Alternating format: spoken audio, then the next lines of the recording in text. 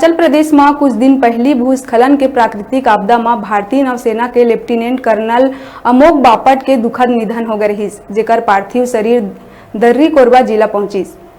तिरंगा झंडा ले लिपटे बापट ला देखे बर लोगन के भीड़ जुट गई।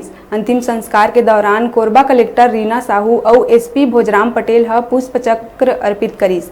ये दौरान पुलिस मन के द्वारा गार्ड ऑफ ऑनर दिए गई।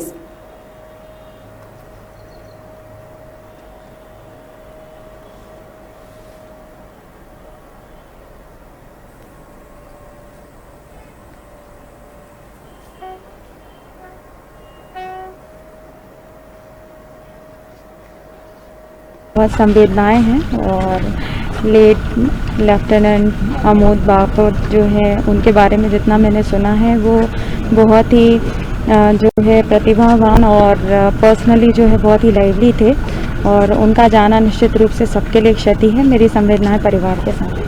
हम सभी लोग अपने पुलिस परिवार की तरफ से सभी लोग हम लोग इसमें शामिल हुए हैं। उनके परिवार निश्चित रूप से ये शोक का समय है। हमारी पूरी फोर्स और हम सब लोगों की संवेदना उनके फैमिली के साथ में है और आगे भी क्योंकि यह एक पूर्णीय क्षति है, फिर भी इस शोक सभा में हम सभी लोग उनके साथ में हैं और मैं अपने पूरे पुलिस परिवार की तरफ से श्रद्धांजलि उनको अर्पित करना चाहूँगा।